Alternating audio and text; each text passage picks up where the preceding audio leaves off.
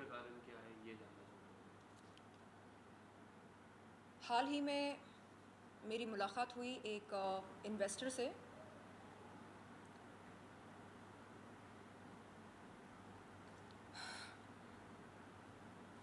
मुझे याद नहीं करना है कि उस रात को क्या हुआ, लेकिन आपके सामने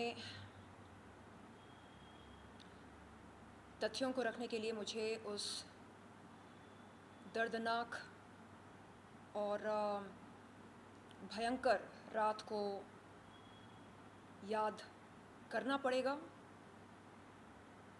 बहरहाल 12 अप्रैल की सुबह को मैं दुबई से मुंबई पहुंची। उस दिन दोपहर में एक मैनेजर ने मुझे कॉल करके कहा कि एक इन्वेस्टर मुझसे मिलना चाह रहे हैं मेरे प्रोजेक्ट्स में इन्वेस्टमेंट करने के लिए। उस मैनेजर ने कहा कि वो इन्वेस्टर बेसब्री से मेरा इंतज़ार कर रहा था। 5 अप्रैल से 12 अप्रैल तक मैं दुबई में थी। 12 अप्रैल की सुबह को मैं मुंबई पहुंची और पहुंचने के बाद मुझे ये सूचना मिली। 12 अप्रैल की शाम को मैंने अंधेरी वेस्ट के एक म्यूज़िक रिकॉर्डिंग स्टूडियो में एक हिप हॉप सॉन्ग की रिकॉर्डिंग करी।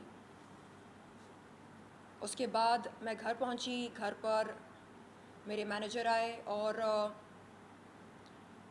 वो मुझको JW मैरियट लेकर गए उस इन्वेस्टर के साथ मुलाकात कराने। वहाँ पर मेरी मुलाकात होती है बिजनेसमैन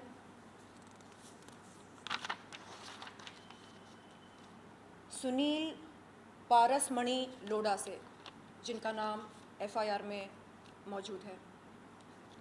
सुनील पारसमणि लोढ़ा, और ये रहते हैं मलाड में।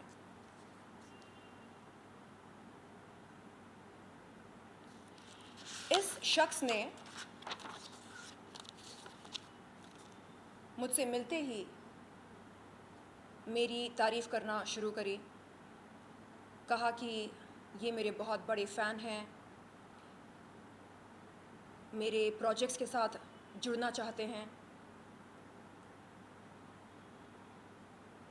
इन्होंने टोकन अमाउंट के तौर पर एक पेमेंट करी मैनेजर को, और उसके अलावा गुड लक के तौर पर एक पेमेंट करी मुझको। मैंने उनसे कहा कि टोकन अमाउंट और गुड लक अमाउंट दोनों को मिलाकर मैं एक अबव एवरेज म्यूज़िक वीडियो नहीं बना पाऊँगी। मैंने कहा कि मेरे म्यूज़िक वीडियो का बजट 15 लाख से 20 लाख के आसपास है। उन्होंने कहा कि मैं इस टोकन अमाउंट को स्वीकार करूं और बाकी की फंडिंग वो बाद में करेंगे मेरे अकाउंट में। बहरहाल हमारी बातचीत चलती रही उस रात लगभग 12:30 बजे के आसपास, और उसके बाद मैंने उनसे कहा कि मुझे निकलना है, घर पहुंचना है, क्योंकि सवेरे जल्दी उठना है। उन्होंने कहा कि उनके पास उस समय ड्राइवर नहीं था, तो मैंने उन्हें लिफ्ट ऑफ़र करी। मैंने कहा कि मेरा ड्राइवर मुझे पहले घर छोड़ेगा, उसके बाद उन्हें उनके घर छोड़ेगा।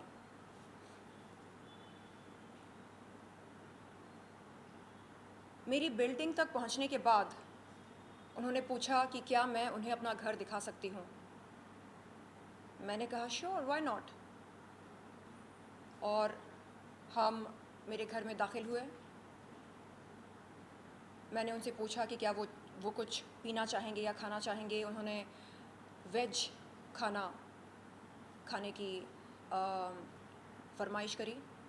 मैंने वेज खाना बनवाया, रोटी, चावल, दाल, भाजी।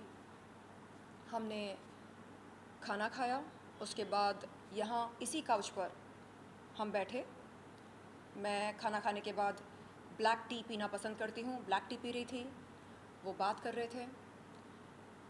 बात करते करते उन्होंने मेरे चेस्ट को छुआ। मैंने उनसे कहा कि मुझे ये सब नहीं पसंद। विरोध किया मैंने। उन्होंने कहा कि आई एम सॉरी, एक्चुअली आप इतनी हॉट हो, रहा नहीं जा रहा। आई सेड मैं तो हॉट हूँ, लेकिन कहाँ लिखा है मेरे माथे पर कि मैं पब्लिक प्रॉपर्टी हूँ, आप जब चाहे जहाँ चाहे छू सकते हैं? ऐसा कुछ लिखा है क्या? तो नहीं, आप मुझे गलत समझ रहे हैं, आई एम सॉरी। मैंने उनसे कहा कि मेरा ड्राइवर नीचे आपके लिए इंतज़ार कर रहा है, आपको ड्रॉप करने के लिए। वो आपको ड्रॉप करके छुट्टी करेगा, आप प्लीज़ ज़रा जल्दी कीजिए, आपको भी देर हो रही होगी। उन्होंने कहा कि मैं ड्राइवर को छुट्टी दे दूँ, ड्राइवर को उनके लिए परेशान ना करूँ, और वो किसी कैब से अपने घर पर चले जाएंगे। तो मैंने ड्राइवर को छुट्टी दे दी। उसके बाद मैंने उनसे कहा कि मैं ज़रा चेंज करने, फ्रेशन अप करने अंदर जाती हूँ। उसी समय उन्होंने चार्जर की मांग करी। उनका सेल फ़ोन बहुत ही लो बैटरी पर था। तो मैं बेडरूम में गई चार्जर लाने। वो चले आए बेडरूम में। अगेन छेड़खानी करी मेरे साथ, यहाँ वहाँ हाथ लगाकर। मैंने कहा अभी तो बात हुई हमारी, मैंने कहा मुझे नहीं पसंद इस तरह का व्यवहार। तो नहीं, आई एम सॉरी, गलती हो गई। आई सेड अभी तो आपने सॉरी बोला था कुछ देर पहले।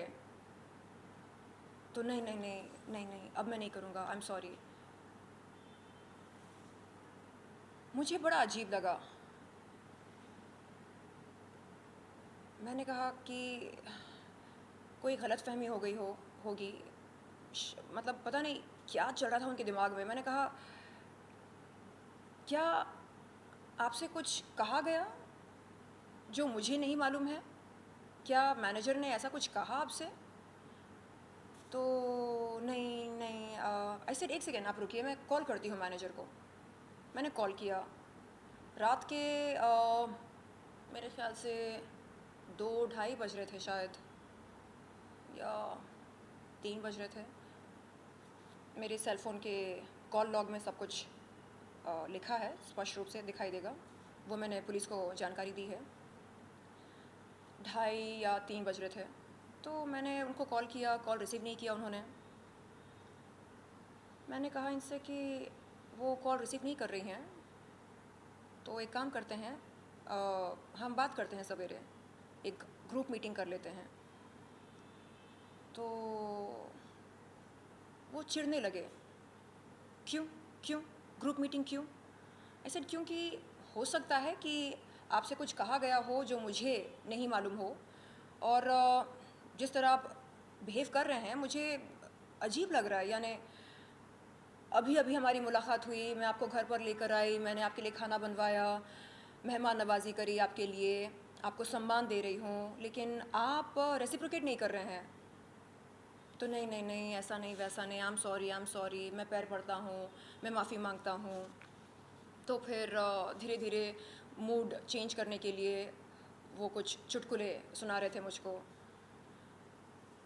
एनीवे, मैंने कहा कि देखिए मैं बहुत थकी हुई हूँ, मैं सोना चाह रही हूँ, तो आप देखिए आपकी कैब की बुकिंग कीजिए ज़रा। तो अचानक उनका ये माइंड ट्विस्ट हो गया, माइंडसेट अचानक बदल गया। मुझे बोलते हैं आपको पता है ये पेमेंट मैंने क्यों करी, टोकन अमाउंट? आई सेड हाँ, म्यूज़िक वीडियो के लिए। नहीं। आई सेड तो फिर आपको आपके मैनेजर ने बताया नहीं? आई सेड हाँ, आप ही के सामने बताया। तो उसने कहा कि नहीं, एक्चुअली आपके साथ समय बिताने के लिए। आई सेड ऐसा तो नहीं बोला उसने, और वहाँ पर भी आपने यही कहा था कि म्यूज़िक वीडियो के लिए है।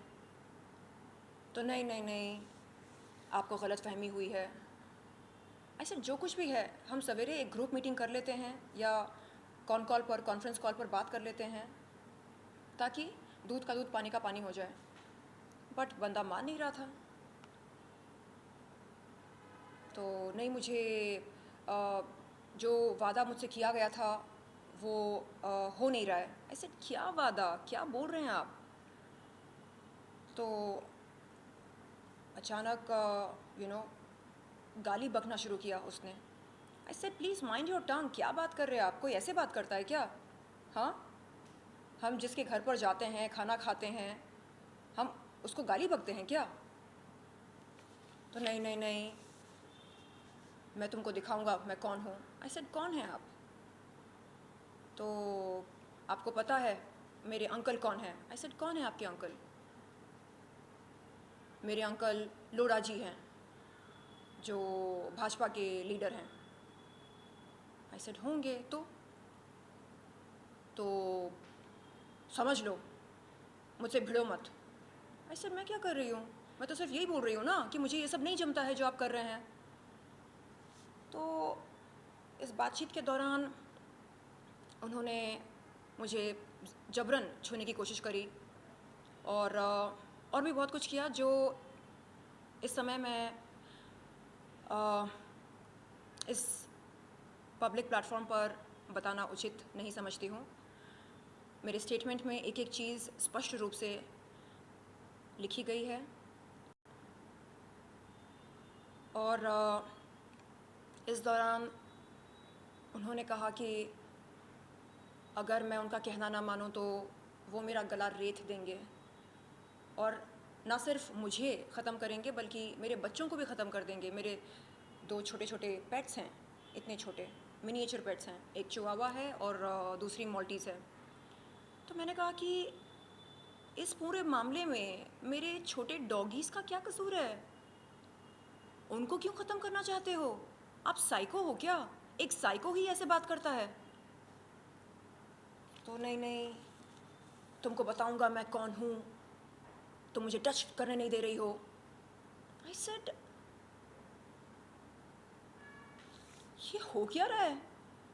मतलब आपको मान सम्मान दिया, मैंने लिफ्ट ऑफर करी, घर पर बुलाया, बिठाया, हाँ, खाना बनवाया, आप ऐसे बात कर रहे हैं, ऐसे बिहेव कर रहे हैं? मैं बोल रही हूँ मत करो ये सब, आप सुन नहीं रहे।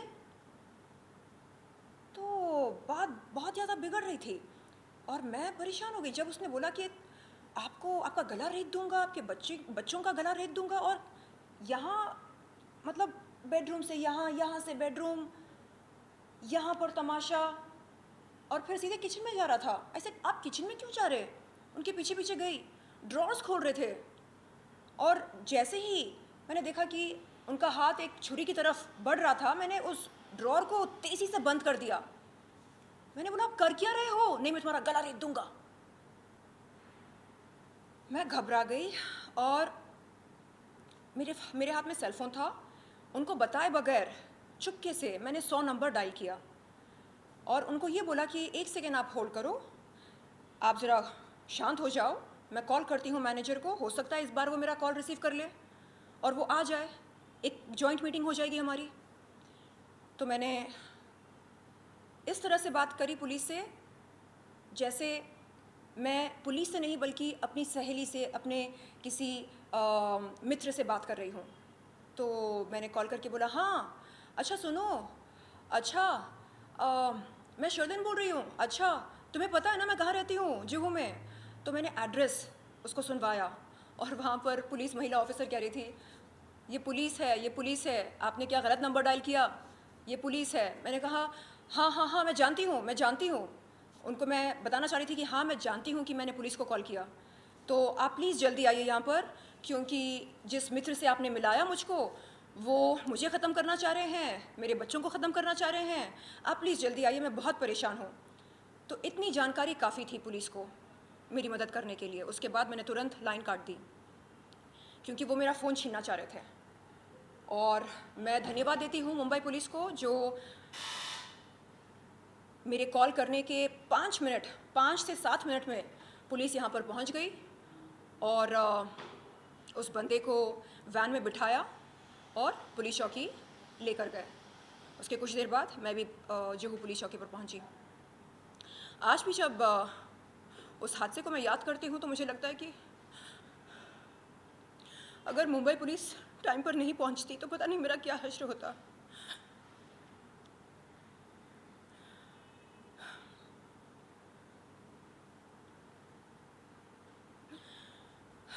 कोई आपसे कह दे कि वो आपका गला रेत देगा और आपकी किचन के ड्रॉर से वो छुरी निकालना चाहे और कहे कि आपके छोटे छोटे बच्चों को ख़त्म कर देगा, आपके पैरों के तले ज़मीन सरक जाएगी।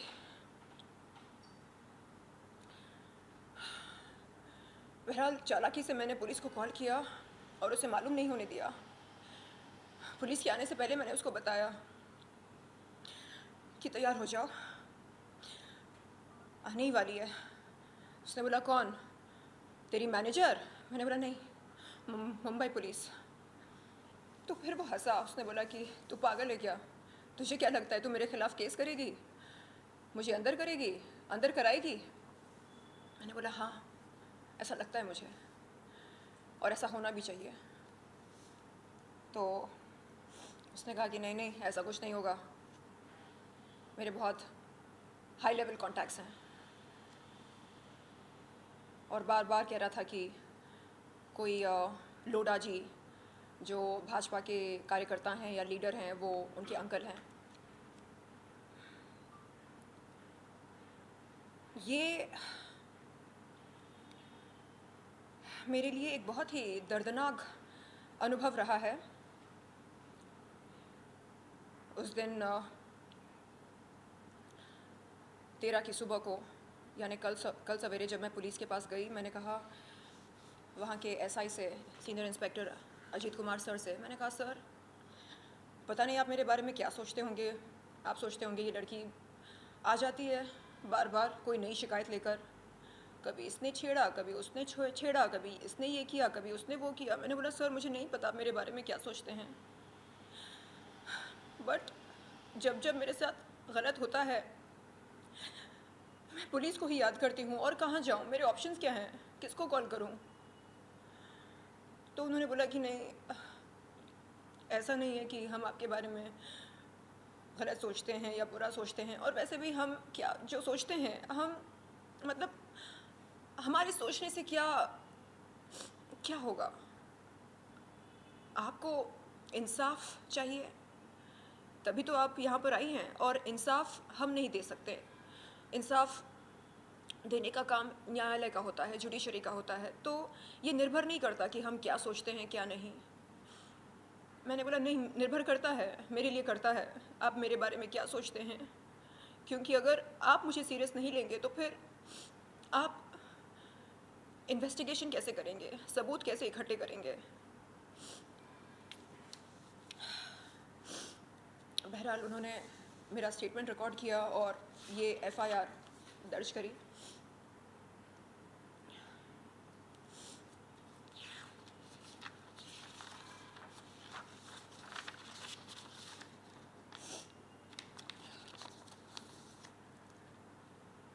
सुनील पारसमणि लोढ़ा, ये हैं बिजनेसमैन। इन्होंने बताया कि ये लोढ़ा ग्रुप के साथ जुड़े हैं और ये रहते हैं मलाड में। मैं चाहती हूँ कि जल्द से जल्द मुझको इंसाफ मिले और पुलिस स्टेशन में पुलिस वालों के सामने इस बंदे ने मुझको गाली बकी, अभद्र भाषा का इस्तेमाल किया, और मैंने पुलिस से कहा कि ये क्या हो रहा है? आप क़ानून के रक्षक हो और आपके इस स्टेशन में, कार्यालय में क़ानून की धज्जियाँ उड़ाई जा रही है, तो ये क्या है? ये तो बहुत अजीब विडंबना है। यानी एक बंदा, एक आरोपी पुलिस के सामने खड़े होकर पुलिस स्टेशन में एक पीड़ित महिला को गाली बकता है, क्या कहा जाए? मेरे ख्याल से ये जो इन लोगों के सरों पर पावर का नशा चढ़ा होता है, ये उसका परिणाम है। तो इनके जो अंकल हैं, जैसा कि ये दावा करते हैं, कोई लोढ़ा जी जो भाजपा के कार्यकर्ता हैं या लीडर हैं, अगर उसके इस दावे में सच्चाई है तो वो लोढ़ा जी, आप अगर आप सच में इनके अंकल हैं तो आप कृपया आगे आएं और बताएं कि क्या आप अपने सगे के दुष्कर्म का समर्थन करते हैं या नहीं, और क्या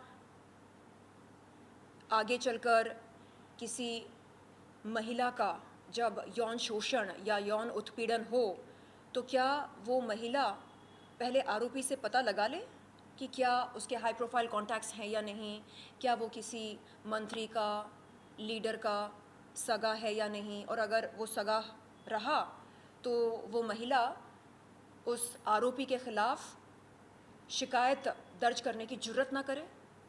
क्या इस तरह चलता है इस देश का कानून? मुझे समझ में नहीं आ रहा है।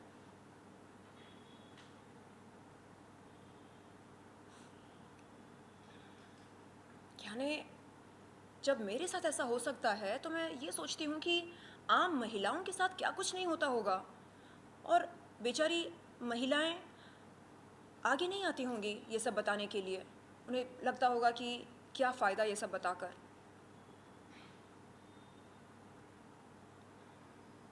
तो आज आपके माध्यम से मैं उन तमाम पीड़ित महिलाओं को ये संदेश देना चाहूँगी कि आप अकेली नहीं हैं, मैं आपके साथ हूँ। आपके लिए मैं क्या कर सकती हूँ, क्या नहीं, ये वक्त बताएगा। लेकिन हाँ, आप याद रखें कि आप अकेले नहीं हैं, और इंसाफ की गुहार लगाना हमारा संवैधानिक हक है। अगर आपके साथ कुछ गलत होता है, आप प्लीज़ जाइए, नज़दीकी पुलिस चौकी पर जाइए और शिकायत दर्ज करें। और जो वहाँ के एसएचओ होते हैं उनसे आप ये मांग करें कि तत्काल एफआईआर दर्ज हो और एक्शन लिया जाए। मुंबई पुलिस को मैं फिर से धन्यवाद देना चाहूँगी जो कल सवेरे लगभग 3:45 AM, 3:46 या 3:47 AM मेरे कॉल करने के, मैंने उनको कॉल करी थी 3:40 सुबह के 3:40 को, और 5 से 7 मिनट में पुलिस यहाँ पर हाज़िर हो गई थी। अगर पुलिस ने देरी करी होती तो मुझे नहीं पता मेरा क्या हश्र होता। मैं स्ट्रॉन्ग हूँ, लेकिन ये जो लोग साइको होते हैं, जो ख़त्म करने की बात करते हैं, इनके हाथ में कुछ भी आ जाए ये उसे अपना हथियार बना लेते हैं। जैसे उस शख्स ने मेरा वो award, Dada Saheb Phalke icon award, उस अवार्ड को अपने हाथ में लिया और मेरे सर पर मारना चाह रहा था। जैसे तैसे मैंने उसको रोका, बोला ये मेरा अवार्ड है, इसके साथ खिलवाड़ मत करो। फिर यहाँ से वो किचन में गया छुरी की तलाश में। मतलब अगर कोई मुझे हाथ लगाना चाह रहा हो, मेरे साथ यौन शोषण करना चाह रहा हो, मैं उसे चुपचाप करने दूं, उसका विरोध ना करूं? और अगर विरोध करती हूं तो वो ये धमकी देता है कि मेरा गला रेत देगा, मेरे बच्चों की ज़िंदगी ख़त्म कर देगा। ये कैसा गुंडा राज है, मेरी समझ के बाहर है। शलील, आपकी इस दौरान, इसके बाद मैनेजर से क्या कुछ बातचीत हुई? क्या आपने बताया कि वो दावा कर रहे थे कि जो बॉन्ड साइन हुआ है, नहीं इस कोई तरह की कोई एग्रीमेंट, बातचीत आपकी? नहीं कोई एग्रीमेंट साइन नहीं करी हमने। पुलिस ने उनको भी बुलाया, उन्होंने भी अपना बयान दिया, और उन्होंने कहा कि जो इन्वेस्टर हैं, ये आरोपी सुनील पारसमणि लोढ़ा, इन्होंने ये जाहिर किया था उनसे कि वो मेरे प्रोजेक्ट्स में फ़ंडिंग करना चाहते हैं, वो इसलिए क्योंकि वो मेरे बहुत बड़े फ़ैन हैं और मेरे प्रोजेक्ट्स के साथ वो जुड़ना चाहते हैं। तो उन्होंने भी यही बात रखी पुलिस के सामने और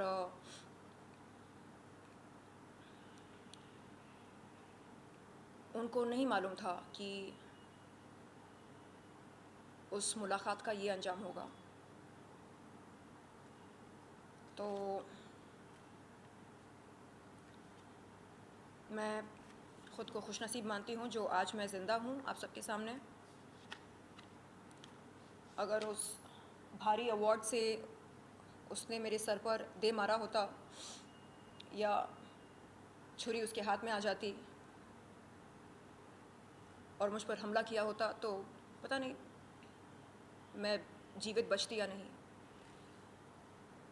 मेरी रूह कांप गई थी उस दिन, उस पल।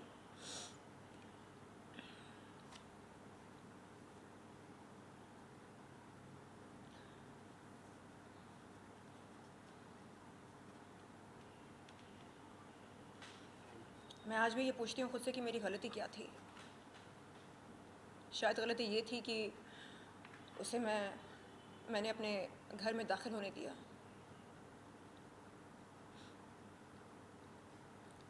मुझे नहीं मालूम था कि घर पर आकर खाना वाना खाकर वो अपना आपा खो बैठेगा और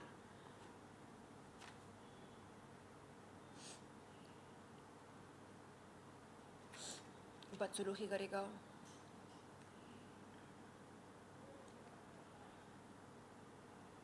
मेरे जो आलोचक हैं वो अक्सर कहते हैं कि ऐसा क्यों होता है कि हर बार सिर्फ शर्लिन चोपड़ा का यौन शोषण होता है या हर बार सिर्फ शर्लिन चोपड़ा के साथ अत्याचार होता है। दरअसल ऐसा नहीं है कि हर बार सिर्फ मेरे साथ होता है, सबके साथ होता है, अधिकतर महिलाओं के साथ होता है, लेकिन वो अपने अनुभव को साझा नहीं करती हैं।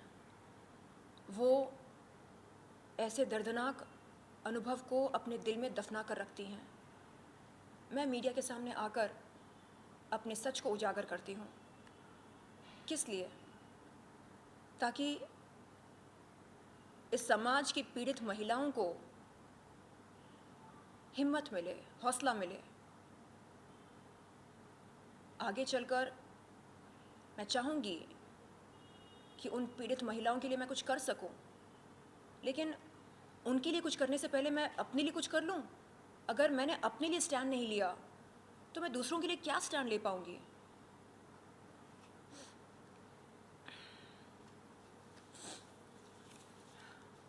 जी, आपके कुछ सवाल हैं? एक आखिरी सवाल, मुंबई पुलिस से किस तरह का एक्शन लिया जा रहा है अब तक, और अगर आप कुछ और लाइनें ऐड करना तो। जी, पुलिस ने मुझको ये आश्वासन दिया कि बहुत जल्द ये मैटर कोर्ट में जाएगा और मुझे कोर्ट में बुलाया जाएगा उस दर्दनाक हादसे के बारे में विस्तार में जानकारी देने के लिए। मैंने कहा कि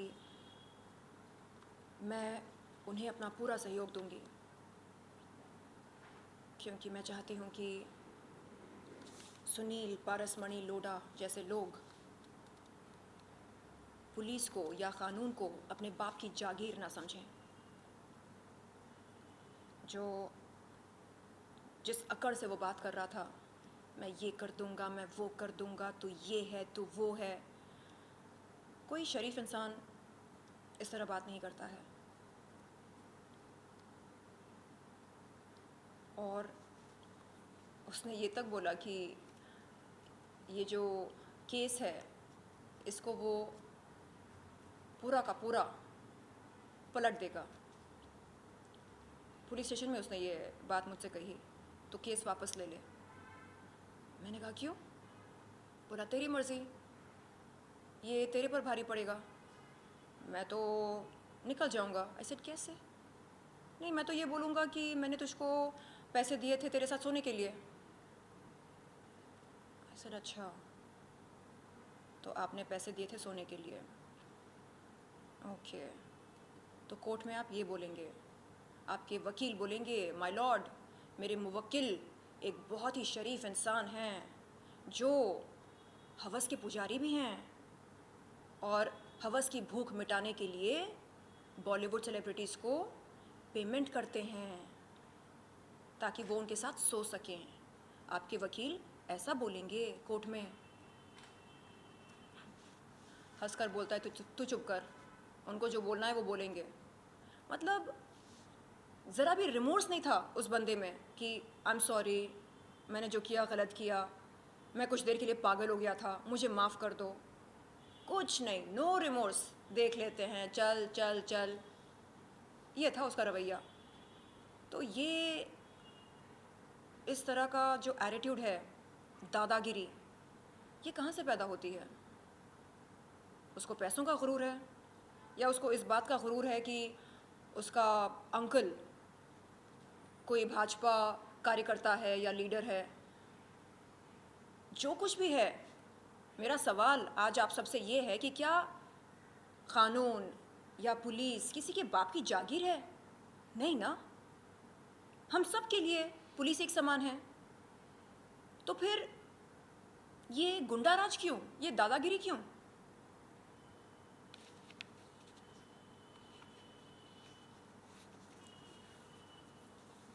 कितना बेवकूफ़ है वो, बोलता है कि मुझको आरोपी बनाएगा वो इस पूरे मामले में।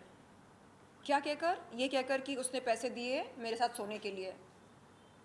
अरे मैं पूछती हूँ, संविधान में हाँ ऐसी कौन सी धारा है जो किसी महिला को जबरन किसी पुरुष के साथ या किसी के साथ भी सोने पर मजबूर करता है? कौन सी धारा है वो? बेवकूफ़ कहीं का, मुझ पर झूठा आरोप लगाने चला। ठीक है, तेरा ये स्टैंड है तो बोल तेरे वकील को कि तेरा केस लड़े इसी स्टैंड पर।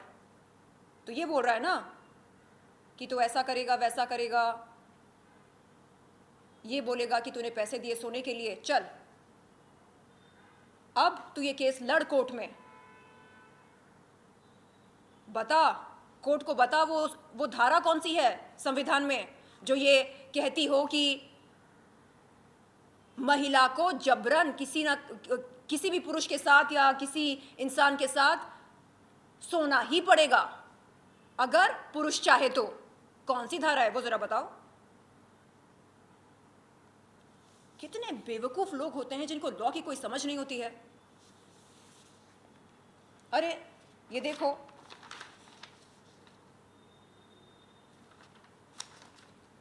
IPC 354, हाँ,